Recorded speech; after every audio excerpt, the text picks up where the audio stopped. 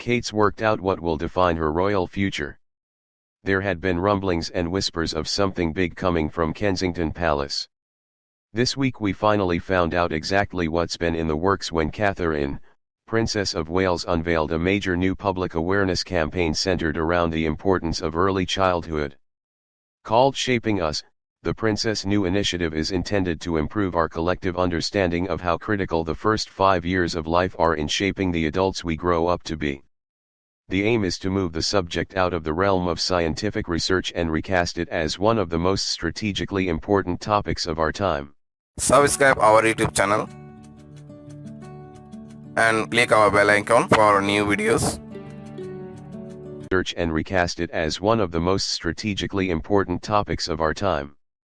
The way we develop, through our experiences, relationships, and surroundings during our early childhood, fundamentally shapes our whole lives. It affects everything from our ability to form relationships and thrive at work, to our mental and physical well-being as adults and the way we parent our own children, Kate said as the campaign launched on Tuesday. By focusing our collective time, energy, and resources to build a supportive, nurturing world around the youngest members of our society and those caring for them, we can make a huge difference to the health and happiness of generations to come. To ensure that the conversation reaches a broad spectrum of society, the 41-year-old mom of 3 has enlisted several British celebrities to support the push for greater awareness. The campaign also features a 90-second animation that illustrates how babies and young children are the product of their earliest interactions and surrounding environment.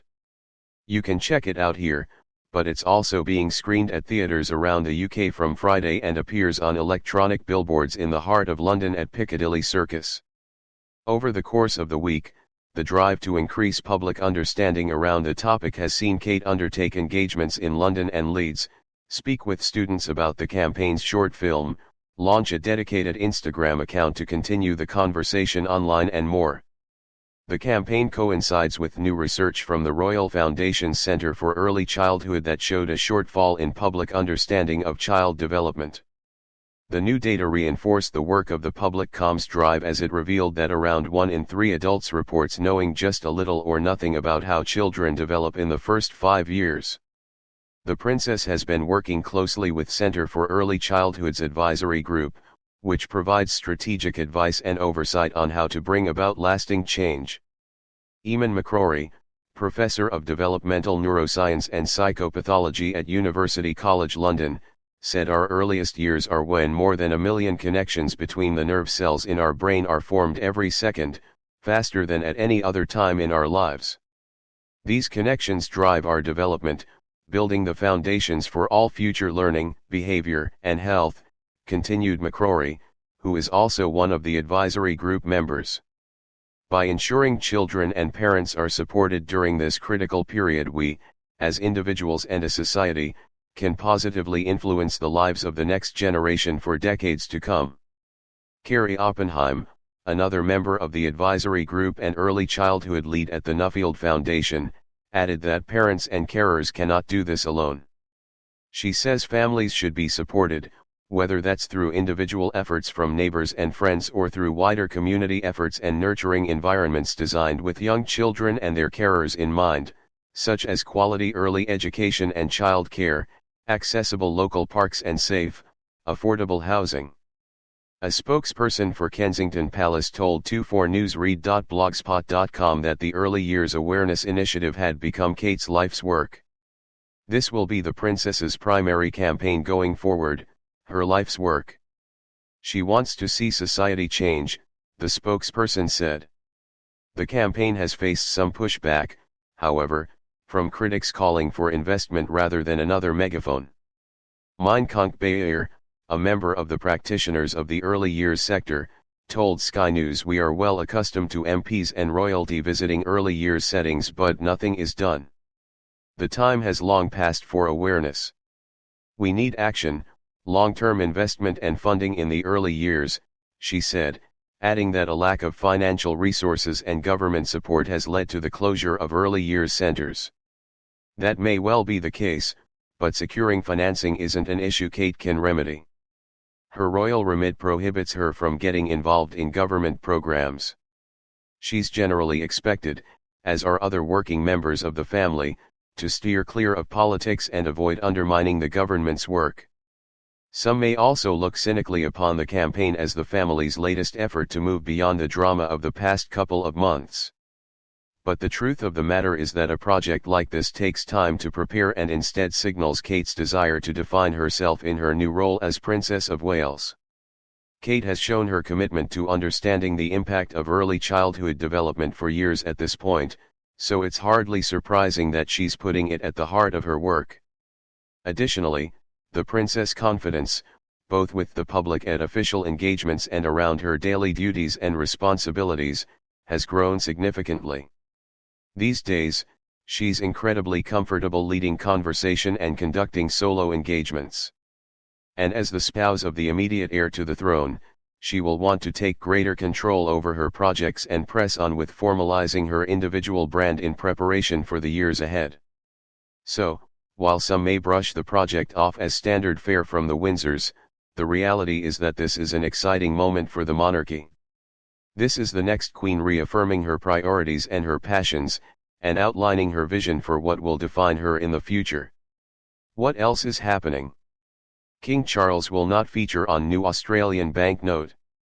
Australia's new $5 banknote will not feature the British monarch, but rather a design that honours the culture and history of the first Australians, its central bank announced Thursday. The design will replace the portrait of Her Majesty Queen Elizabeth II, the Reserve Bank of Australia, RBA, said in a statement, adding that the decision was made after consulting with the Australian government. However, the move doesn't mean the king won't be on any Australian currency. Did you know? King's Charity is opening royal residences for free hot meals. A new weekly program to fight loneliness and the ongoing cost of living crisis has seen several royal properties open warm spaces for their local communities. The Winter Warmers Initiative, organized by the Prince's Foundation, the charitable network Charles set up while still Prince of Wales, has opened the doors at several residences so local people have a warm place to chat, develop friendships and engage in social activities like crafts and board games.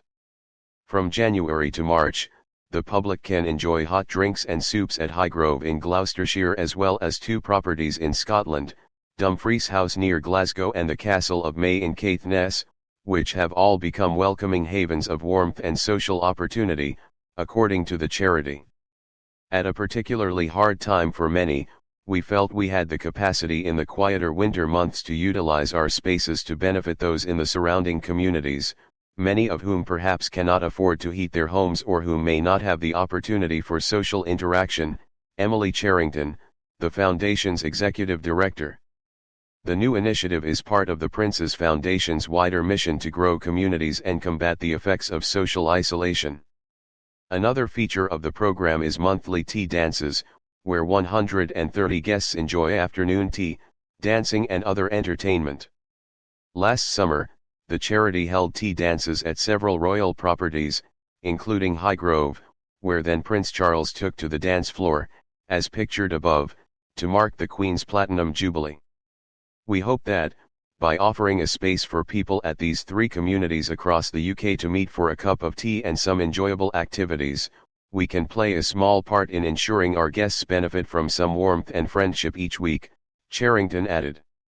Thousands of warm banks have opened their doors across the UK this winter, as household budgets are squeezed by spiking energy bills and inflation reaches a 40-year high, leaving many scrambling to pay for basic necessities. The Foundation's executive director.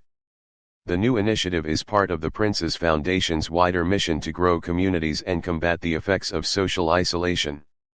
Another feature of the program is monthly tea dances, where 130 guests enjoy afternoon tea, dancing and other entertainment. Last summer, the charity held tea dances at several royal properties, including Highgrove, where then Prince Charles took to the dance floor, as pictured above, to mark the Queen's Platinum Jubilee. We hope that, by offering a space for people at these three communities across the UK to meet for a cup of tea and some enjoyable activities, we can play a small part in ensuring our guests benefit from some warmth and friendship each week, Charrington added. Thousands of warm banks have opened their doors across the UK this winter, as household budgets are squeezed by spiking energy bills and inflation reaches a 40-year high, leaving many scrambling to pay for basic necessities. Spiking energy bills and inflation reaches a 40-year high, leaving many scrambling to pay for basic necessities. Subscribe our YouTube channel and click our bell icon for new videos.